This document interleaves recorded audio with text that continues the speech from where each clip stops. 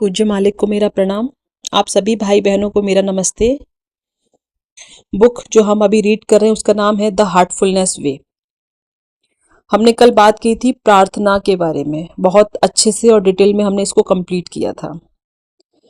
प्रार्थना में हमने बहुत सारी चीजें पढ़ी थी कि प्रार्थना का भाव क्या होना चाहिए, प्रार्थना के लिए खुला हृदय कैसा होना चाहिए, प्रार्थना किसके लिए करनी चाहिए। हमारी जो प्रार्थना है जो हम करते हैं वो इच्छा, भय, इन सब के थ्रू करते हैं, इन सब के डर की वजह से करते हैं। कभी कभी अपनी इच्छाएं लेकर जाते हैं हम ईश्वर के पास, और कभी कभी हम स्वर्ग नरक, स्वर्ग के लालच और नरक के भय से भी ईश्वर से प्रार्थना करते हैं। जब दुखी होते हैं तो सबसे पहले उनके पास प्रेयर करने के लिए जाते हैं। बहुत सारी चीजें हमने इसमें बहुत डिटेल में चर्चा की थी। आज हमारे टॉपिक का नाम है प्रार्थना के सहारे जुड़ना, उस ईश्वर, उस परम स्रोत से जुड़ना। चलिए शुरुआत करते हैं। मैंने पूछा कि प्रार्थना करने का सर्वोत्तम तरीका क्या है। एक संगीतज्ञ हर स्वर को छेड़ता है और दूसरा हर स्वर को जीता है। इसमें से हम दूसरे को पसंद करते हैं, है कि नहीं? मैंने सहमति जताई। जब कोई कलाकार आपको मोह लेता है तो आप आसानी से उसके गलत स्वरों और उसकी जो बेजान तान है उसको भी माफ कर देते हैं।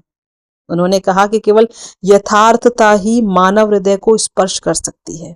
अगर कोई आदमी क्रोधित स्वर में आपसे कहे कि मैं आपसे प्रेम करता हूं, तो क्या आप इस भावना में बह जाएंगे?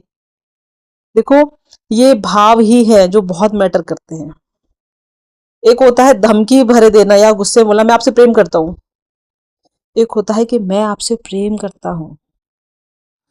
कोई सिंगर है जो आपको बहुत पसंद है, जो जो आपका फेवरेट है एक तरह से, जब वो अपनी तान छेड़ता है तो वो अगर गलत स्वर भी उसके निकल रहे होंगे तो आपको वो भी अच्छे लगने लगते हैं। तो प्रार्थना में भी एहसास और यथार्थता का ही महत्व है। एक अच्छी कहानी याद आ रही है। एक साधारण सा चरवाहा अपनी गाय भैंसों की देखभाल कर रहा था। वो हर रात ईश्वर से प्रार्थना करते हुए कहता था कि अगर तुम मेरे पास आओगे तो मैं तुम्हें एक खास वृक्ष की छाया में बैठा कर गर्मी से तुम्हारी रक्षा करूंगा। मैं तुम्हें स्नान कराऊंगा, और और जब भी तुम चाहोगे तो तुम्हारी पीठ भी खुजाऊंगा। एक ब्राह्मण पुरोहित जो किसान के पड़ोस में रहता था, वो रोज इस प्रार्थना को सुनता था। एक दिन ब्राह्मण ने कहा कि ये कैसी प्रार्थना है, आप ईश्वर को स्नान कराएंगे, उनकी पीठ खुजलाएंगे, ये तो सब बकवास है। किसान ने बड़ी ही विनम्रता से कहा कि आप ही मुझे सिखाइए। तो ब्राह्मण तैयार हो गया और उसे संस्कृत के कुछ श्लोक और सिखा दिए। अगले दिन किसान उन शब्दों को भूल गया। उसने कहा कि कृपया मुझे फिर से सिखाएं, जो आपने कल मुझे सिखाया था, मैं तो भूल गया हूं। तो ब्राह्मण ने उसे फिर से सिखाया, लेकिन वो किसान फिर से भूल गया। ये प्रक्रिया कुछ समय तक चलती रही और अंत में किसान भ्रमित और निराश हो गया। फिर एक रात को ईश्वर ब्राह्मण के सपने में आए और बोले, देखो तुमने सचमुच इस व्यक्ति के जीवन को बर्बाद कर दिया। उसकी प्रार्थना सर्वोत्तम प्रार्थना थी। इसमें उसने स्वयं को व्यक्त किया था। उसने कहा था, ये है जो मैं आपके साथ करने जा रहा हूं, मैं तो इतना ही जानता हूं। तो संस्कृत की तो बात आप भूल ही जाइए, आप इसका अर्थ भी नहीं जानते हैं। इसका ये मतलब नहीं है कि हम प्राचीन श्लोकों की निंदा कर रहे हैं, वो अपने आप में अद्भुत हैं, लेकिन उन्हें हमें समझना होगा। एक प्रार्थना का आपके लिए कोई अर्थ चाहिए, अन्यथा आप तोते की भांति हैं। यहां हम बात कर रहे हैं खुद के भाव की। वो जो किसान था, डजेंट मैटर कि शब्द क्या यूज करते हैं, क्यों? क्योंकि उसका भाव जो था ना, वो बिल्कुल खुले हृदय से था, बिल्कुल स्पष्ट था, नेक दिल था। उसके मन में वो जैसा था ना, कहते हैं ना बिल्कुल उदार वाला, वो जैसा उसका मन था ना, जैसा उसका हृदय था ना, वो ईश्वर को भी वैसे ही आह्वान कर रहा था।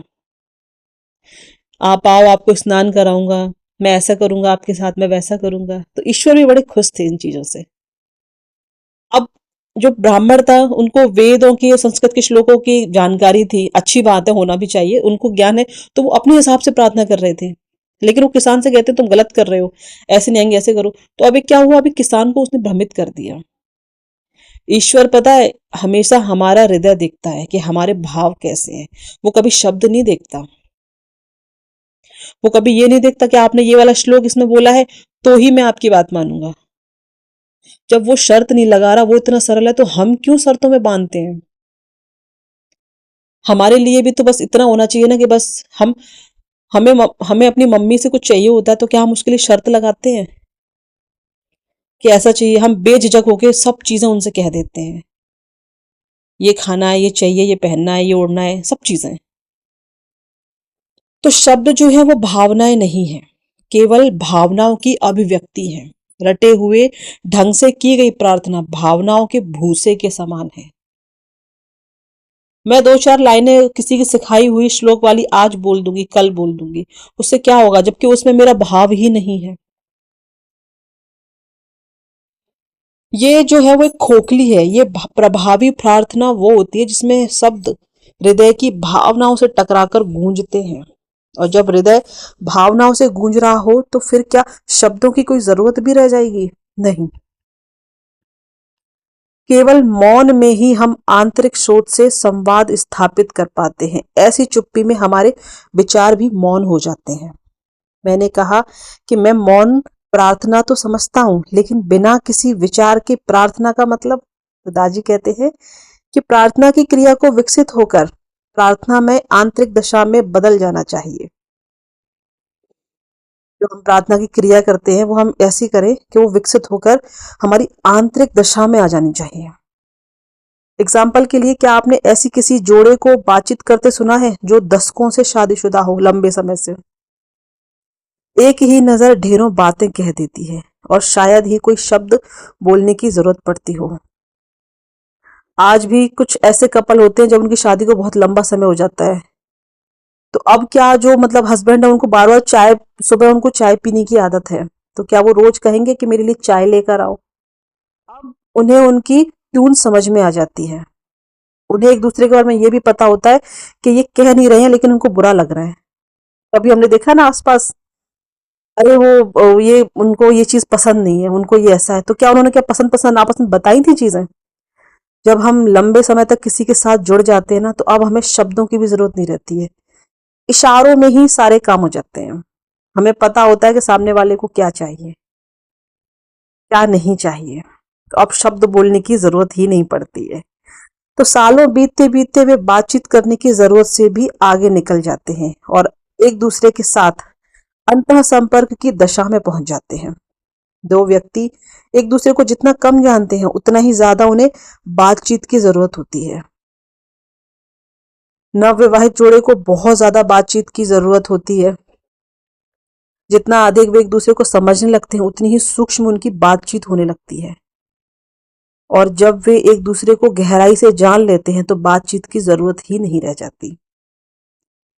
इसी तरह हम अपने स्रोत से पुनः जुड़ने का प्रयास एक औपचारिक प्रार्थना से शुरू करते हैं। शुरुआत में हम प्रार्थना जो बोलते हैं, जो हमारे शब्द होते हैं, वो एक औपचारिकता है शुरुआत के लिए। लेकिन जैसे जैसे समय बीतता है ना, अब हमें उस प्रार्थना की जरूरत नहीं रह जाएगी। हम बैठेंगे, उस स्व से, उस परम स्रोत से जुड़ेंगे और हमारे हृदय से निकली प्रार्थना वहां सीधे पहुंच जाएगी। अब हमें शब्द बोलने की जरूरत नहीं है। तो प्रार्थना जो है वो केवल पहला कदम है उसे जोड़ने के लिए, और परिपक्व होकर इसे प्रार्थना का भाव बन जाना चाहिए। एग्जाम्पल के लिए, खाने से पहले प्रार्थना करना एक सामान्य बात है, लेकिन प्रार्थना पूरी होते ही यदि आप भोजन पर भेड़िए की तरह टूट पड़े तो उस प्रार्थना में दशा का क्या होगा जो आपने अभी अभी बनाई थी? बिना प्रार्थना भाव के प्रार्थना एक ढोंग है, ये हास्यास्पद है। अक्सर हम बच्चों को वर्णमाला के अक्षरों की स्टेंसिल देकर उन्हें लिखना सिखाते हैं। अक्षरों पर चलकर वे खुद लिखना सीख जाते हैं। इसी तरह औपचारिक प्रार्थना भी विकसित होकर प्रार्थना की दशा में बदल जानी चाहिए। उसके बाद औपचारिक प्रार्थना अनावश्यक है और निरर्थक भी हो जाती है। अगर हम प्रार्थना की दशा तक विकसित नहीं हो पाते तो हमारी हालत एक ऐसे आदमी की तरह होती है जो वर्णमाला लिखने के लिए अभी भी स्टेंसिल पर निर्भर हो।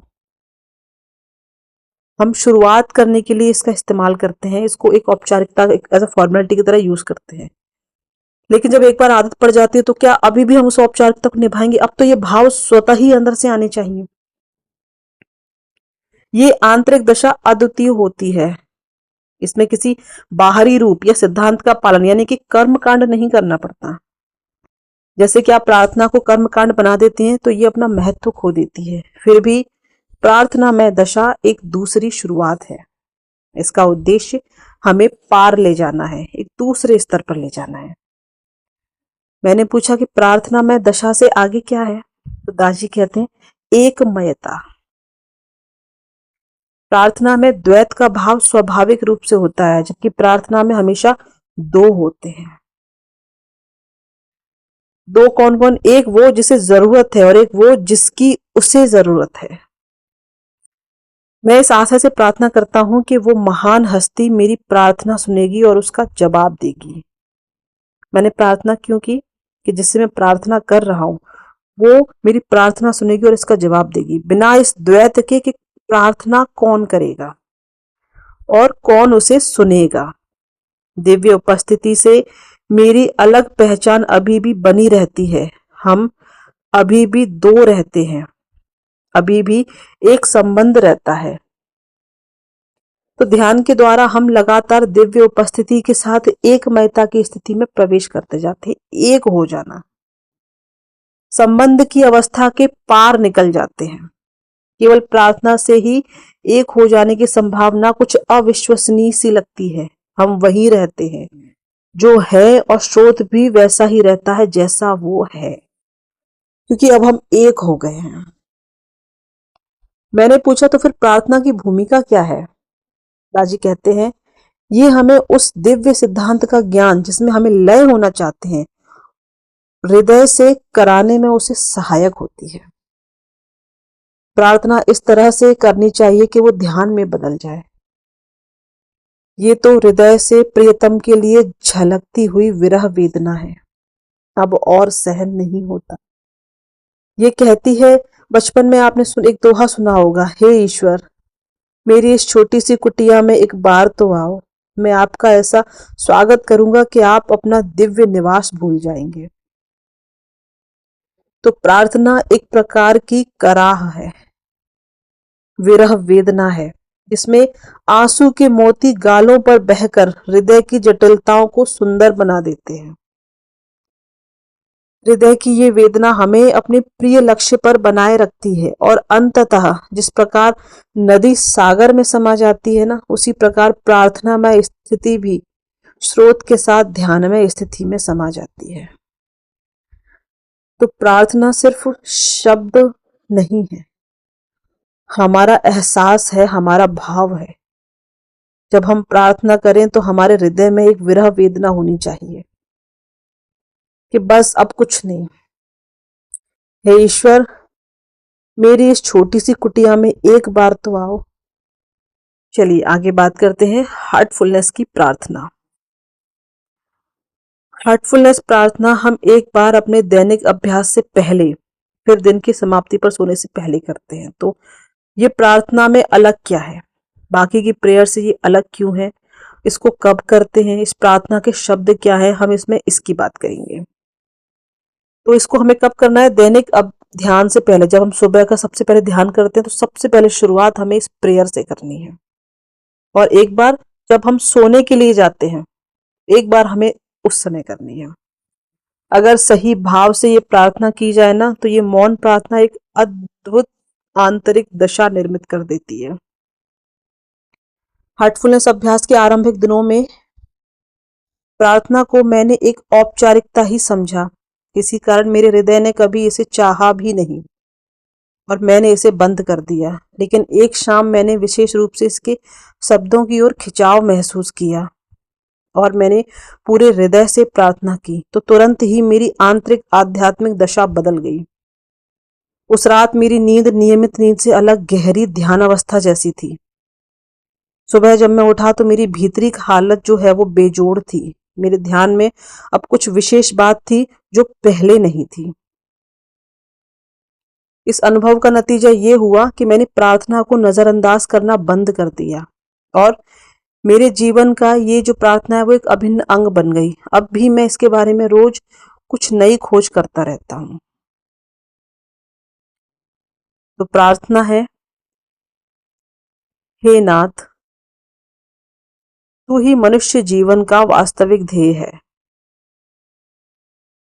हम अपनी इच्छाओं के गुलाम हैं जो हमारी उन्नति में बाधक है।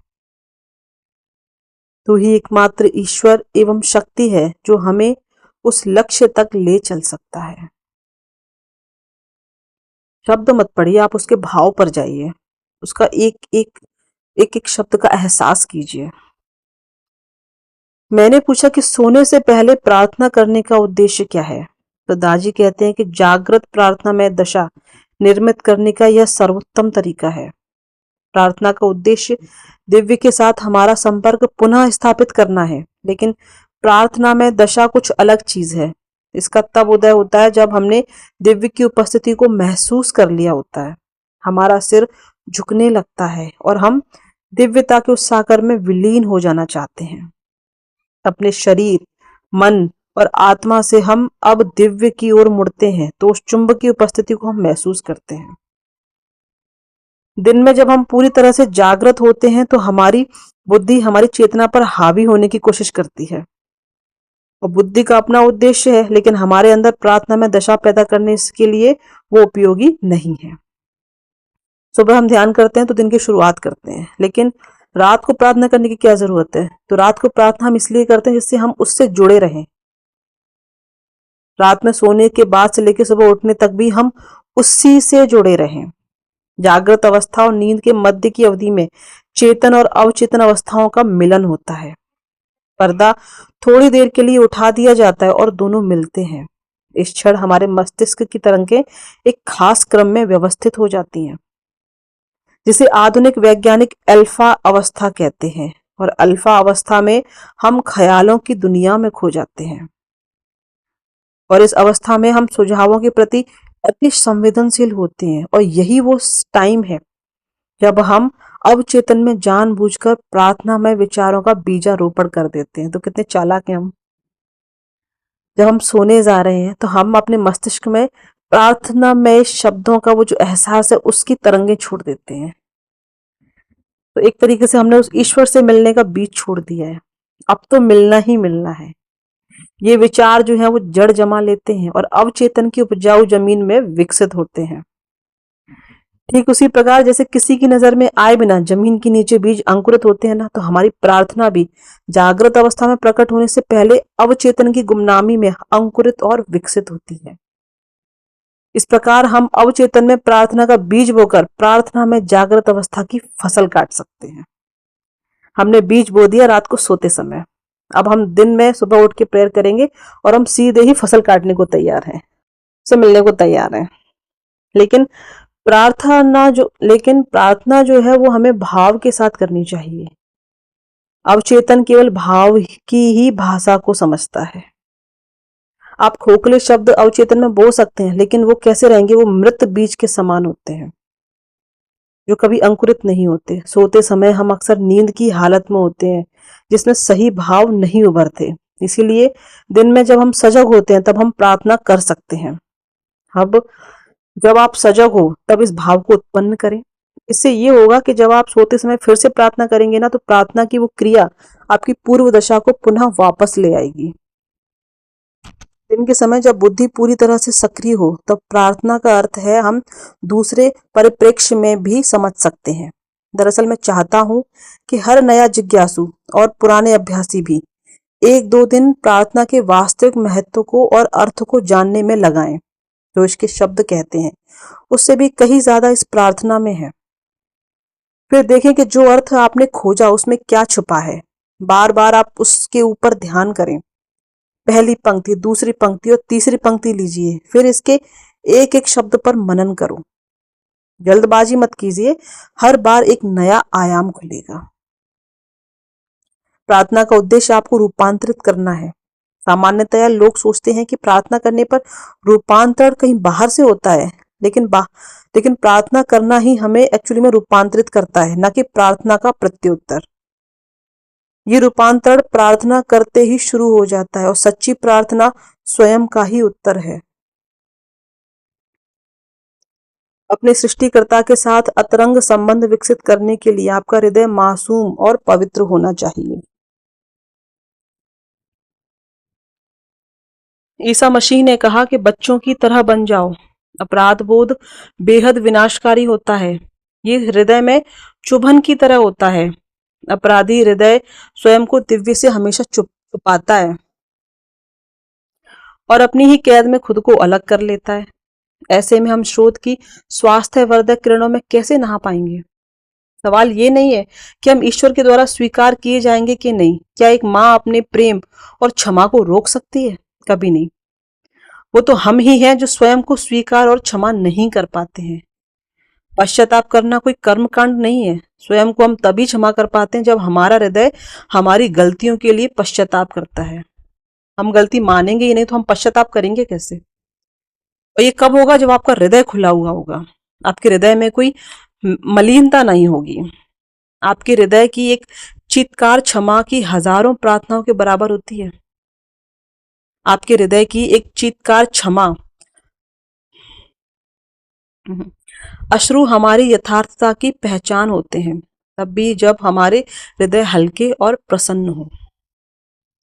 मैंने पूछा कि क्या होता है जब हमारे अंदर कोई अपराध बोध नहीं होता?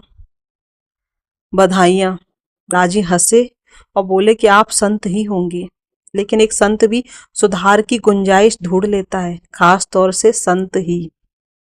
लेकिन वो इतना विनम्र होता है कि वो हमेशा अपनी गलती ढूंढ ही लेता है, कोई गलती न होने पर भी। जैसे जैसे हम अपनी चेतना की आवाज के प्रति संवेदनशील हो जाते हैं ना, तो हम पाते हैं कि ये हमें छोटी सी छोटी चीजों के लिए भी उत्तरदायी बना देती है। गलत विचार की एक सूक्ष्मतम आहट भी हमारी चेतना को चुभने लगती है। इसलिए तो रात में सोते समय हम अपने हृदय को जांचते हैं और देखते हैं कि कहाँ पर आपकी चेतना आपको कचोट रही है। देखो कहाँ पर आप असुविधाजनक महसूस कर रहे हैं, इसका कारण ढूंढिए। बिना आत्म अवलोकन के सुधार की कोई गुंजाइश नहीं होती। मुझ में अगर कमी है तो उसको मुझे ही ढूंढना पड़ेगा और उसे एक्सेप्ट भी करना पड़ेगा, तब जाकर मैं उस कमी को दूर कर सकती हूँ। सामने वाला जब मुझे मेरी कमी बताएगा तो मुझे क्या लगेगा कि अरे ये बेकार है, ये देखो मेरे बारे में कैसी बातें करता है। हमें हमेशा अपनी गलतियों को स्वीकार करना चाहिए। जब हम पश्चाताप में होंगे या जब हमें लगेगा कि हाँ हम में गलती है, तो शायद हम उसको सुधार भी सकते हैं। लेकिन यहाँ क्या होता है, हम अपनी गलतियां ही नहीं मानते, तो सुधारना तो बहुत दूर की बात है। दूसरी ओर आत्म सुधार की ये धारणा एक विरोधाभास है। जहां आत्म है वहां कोई सुधार नहीं हो सकता। अगर आप इस अहंकार के साथ अपना आत्मनिरीक्षण करते हैं कि मैं तो स्वयं ही ठीक कर लूंगा, तो ये तरीका काम नहीं करेगा। आपका मैं बहुत ज्यादा है, अहंकार, मैं, स्व। दूसरी ओर प्रार्थना में आपका हृदय समर्पण में झुक जाता है और आप कुछ उच्चतर अस्तित्व पर छोड़ देते हैं, ये कहकर कि जैसी आपकी मर्जी। जिस चीज की जरूरत है वो है आत्मनिरीक्षण और समर्पण का मिश्रण। आपकी और ईश्वर के मध्य एक समझौता। प्रार्थना में आत्मनिरीक्षण से हम अपनी कमियां खोज लेते हैं, लेकिन उन्हें खुद सुलझाने की बजाय आप खुद को छोड़ दें और उच्चतर सहायता का आह्वान करें। मेरे अंदर कमी है, आप ही जानो, तेरी मर्जी। बेहतर तो ये होगा कि हम दिन ब दिन घंटे दर घंटे गलती करने से बचते रहें। कहा जाता है कि एक मूर्ख को गलती का एहसास बाद में होता है, एक बुद्धिमान को इसका एहसास गलती करने के दौरान होता है। जबकि एक समझदार आदमी जो होता है ना, वो गलती करने से ही पहले उसको एहसास हो जाता है और वो उससे बच निकलता है। तीन तरह के इंसान है। एक मूर्ख है जिनको गलती करने के बाद एहसास होता है कि ओहो मुझसे ये गलत हो गया। एक बुद्धिमान है जो जब ये गलती कर रहा होता है उसे तब पता चलता है, लेकिन एक समझदार इंसान को जब वो गलती करने वाला होता है ना, उसे पहले ही एहसास हो जाता है, वो उससे बच निकलता है। मैंने पूछा कि हम पहले ही कैसे जान सकते हैं, तो दाजी कहते हैं कि प्रार्थना में सजगता के साथ। मैंने पूछा किसके प्रति, तो उन्होंने कहा कि उन संकेतों के प्रति जो आपके हृदय से निकलते हैं और भीतर से आपका मार्ग निर्देशन करते हैं। उन्होंने कहा अगर आप इस मनोदशा को अपनी पूरी दिनचर्या में बनाए रखते हैं तो आपकी समझ जरूर विकसित होगी। जब आप प्रार्थना करने को तैयार हों तो इसे एक विनम्र हृदय से, एक प्रेम पूर्ण हृदय से करें। बैठ जाएं, धीरे से अपनी आंखों को बंद करें और आराम करें सबसे पहले, क्योंकि खुद को रिलैक्स करना बहुत जरूरी होता है। अब ये जो प्रार्थना है उसको 2 या 3 बार मन में दोहराएं, हर शब्द और हर वाक्य पर समय लगाते हुए, जिससे कि इसके अर्थ को जितनी गहराई से हो सके आप महसूस कर पाएं। इसके अर्थ पर ध्यान करें और स्वयं को इस प्रार्थनापूर्ण ध्यान में डूब जाने दें। फिर जब भी आप ठीक समझें सो जाएं। प्रार्थना करने के बाद ये सुनिश्चित करें कि जो दशा आपने अर्जित की है उसे बनाए रखा जाए। सीधे तकिए पर अपना सिर न पटक दें, धीरे धीरे हिले डुलें, धीरे धीरे लेटने की अवस्था में आए। आने वाले कल के बारे में न सोचें, वो दशा जो अभी अभी आपने बनाई है ना, सोते समय भी वो जारी रहनी चाहिए, आपके भीतर फैलती हुई। और इस प्रकार ये प्रार्थना जो है वो ध्यान बन जाती है। मैंने कहा ये प्रार्थना ध्यान है जो ध्यानपूर्ण प्रार्थनामय अवस्था निर्मित करता है। इस प्रार्थना को बाबूजी ने कंपनों के रूप में प्राप्त किया और उनके एहसास को उन्होंने शब्दों में ढाल दिया। अब हमारा काम है इस प्रक्रिया को उलट दें। हमें क्या करना है, हमें इन शब्दों को एहसास में बदलना है। एहसास में उनका सार होता है और एहसास के द्वारा वे स्रोत तक पहुंच जाते हैं जहां से वे आए थे। इसके शब्दों पर ध्यान करने से हम इसका गहरा सार खोजते हैं। ये हमारी चेतना को ऊंचा उठाता है और इस चेतना के साथ जब हम सोने जाते हैं ना, तो हमारी नींद एक अत्यंत विशेष अवस्था में परिवर्तित हो जाती है, जिसे योग निद्रा कहते हैं। मैंने पूछा कि योग निद्रा क्या है, तो दाजी कहते हैं कि कुछ लोग इतनी गहरी नींद में सोते हैं कि अगर आप उनके ऊपर पानी भी डाल देना तो भी उनकी नींद नहीं खुलेगी। और कुछ लोग आपकी उपस्थिति मात्र से ही जाग जाते हैं। सामान्य रूप से हम गहरी नींद और हल्की नींद के बीच का ये जो क्रम है उसको देख सकते हैं। योग निद्रा में हमारी चेतना सभी दिशाओं में फैलती है। गहरी निद्रा की ओर बढ़ने के साथ साथ ये जागृत अवस्था की ओर भी फैलती है। परिणाम स्वरूप हम एक साथ दोनों अवस्थाओं में रहते हैं। गहरी निद्रा में होते हुए हम गहराई से जागृत भी रहते हैं। इस तरह योग निद्रा में हम केवल शारीरिक और मानसिक आराम ही नहीं बल्कि चेतना का विस्तार भी कर पाते हैं। दोनों ही अवस्था में रहते हैं हम जब प्रार्थना करके ध्यान में दशा में होकर सोते हैं।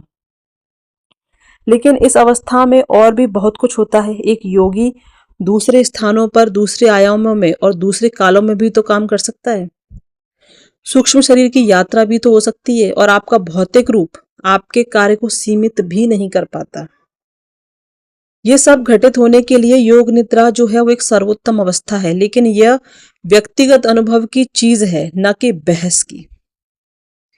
आइए हम उस चीज पर ध्यान केंद्रित करें जिसे हम अपने लिए सामूहिक विकास के स्तर के अनुसार समझ सकते हैं। ये जान लें कि योग निद्रा जो है वो हमें ध्यान के समय अधिचेतना के आसमान में उड़ान भरने के लिए तैयार करती है। मैंने पूछा कि ये ऐसा करती कैसे है, तो दाजी कहते हैं कि किसी भी ध्यान की गुणवत्ता काफी हद तक हमारे रवैये और हमारे मिजाज से निर्धारित होती है।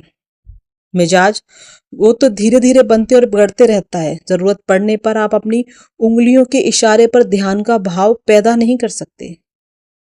ये पहले से ही आपके अंदर होना चाहिए। लेकिन जब सुबह का पहला काम ही आपका ध्यान है तो उस भाव को बनने का मौका कब मिलेगा? तो इसे सोते समय बनना चाहिए। मैंने कहा कि इसके लिए सोते समय हमें सही बीज बोना चाहिए। दाजी कहते हैं कि हाँ, सोते समय की प्रार्थना स्रोत से मिलने की आस में एक प्रार्थना में चेतना की शुरुआत कर देती है। रात भर ये आस बढ़ती रहती है और सुबह होते होते हम भीतरी आनंद से भरे हुए ध्यान करने बैठते हैं, जो हमें स्रोत की ओर गहरा ले जाता है। मैंने कहा कि रात में हम प्रार्थना करते हैं और फिर सोते हैं, और सुबह भी हम प्रार्थना करते हैं तो फिर ध्यान करते हैं। जो सुबह हम ध्यान करते हैं, सुबह भी हम प्रार्थना करते हैं और फिर ध्यान करते हैं। ये किस चीज से निर्धारित होता है हम कि हम सोएंगे या ध्यान करेंगे? तो दाजी ने बताया कि हमारे अवचेतन इरादे से। जब सुबह ध्यान से पहले हम प्रार्थना करते हैं ना, तो इसे 2 या 3 बार दोहराते नहीं हैं जैसा कि हम रात में करते हैं। हम इसे केवल एक बार कहकर ध्यान में बैठ जाते हैं। तो जो हम मॉर्निंग में ध्यान करते हैं ना, और ध्यान से पहले जो हम प्रेयर करते हैं, तो उसे हमें सिर्फ एक बार करना है, एक बार करके हमें ध्यान में बैठ जाना है। जबकि रात्रि प्रेयर में हम इसको 2 से 3 बार दोहराते हैं, उसके एक एक शब्द, एक एक लाइन, एक एक वाक्य पर मनन करते हैं, खो जाते हैं, उसमें डूब जाते हैं। मैंने पूछा क्यों, तो दाजी ने बताया कि अगर आप सोते समय सही भाव में प्रार्थना करते हैं, तो ये जो प्रार्थना की दशा आपको मिली है ना सोते समय, ये आपकी सुबह तक बरकरार रहती है।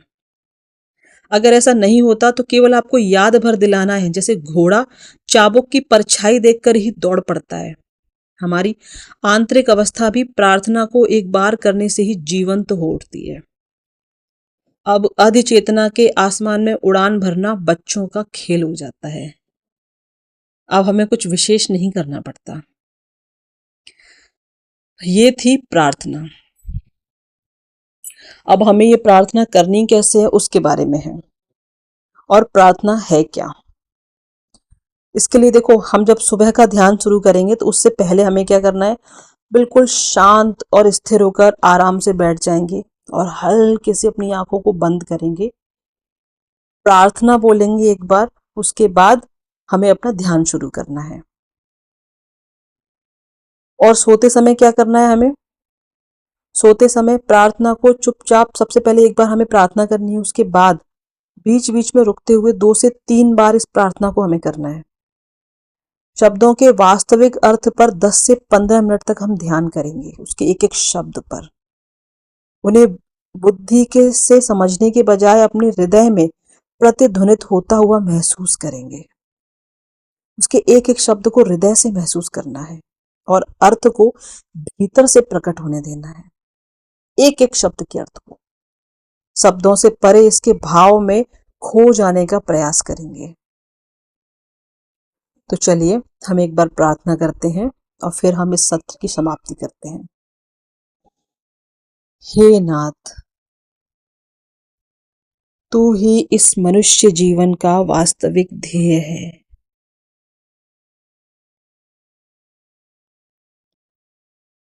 हम अपनी इच्छाओं के गुलाम हैं, जो हमारी उन्नति में बाधक है। तू ही एकमात्र ईश्वर एवं शक्ति है, जो हमें उस लक्ष्य तक ले चल सकता है।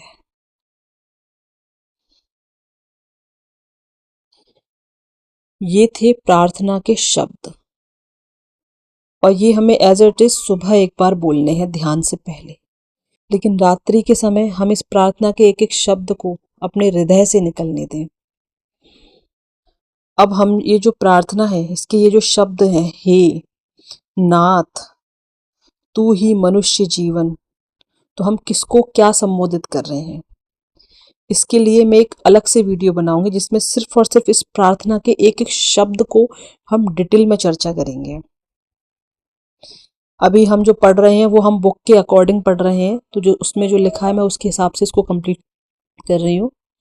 लेकिन जैसे ये बुक खत्म होगी तो मैं प्रार्थना के ऊपर एक और वीडियो बनाऊंगी, जिसमें ये जो प्रार्थना है उसके एक एक शब्द के लिए हम किससे कह रहे हैं, ईश्वर से, यहाँ पे ईश्वर किसको कह रहे हैं, गुरु के लिए कौन सा शब्द है, सभी चीजों के बारे में हम डिस्कस करेंगे। आज के लिए बस इतना ही। अगले सत्र में हम मिलते हैं, जिसमें हमारा टॉपिक रहेगा गुरु की भूमिका। इन सब में ये जो हार्टफुलनेस का पूरा ध्यान है, पूरी ध्यान पद्धति है, सभी चीजों में गुरु की क्या भूमिका है, उसके बारे में हम अगले सेशन में बात करेंगे। तब तक के लिए इस सत्र में बने रहने के लिए आप सभी का हृदय से बहुत बहुत धन्यवाद।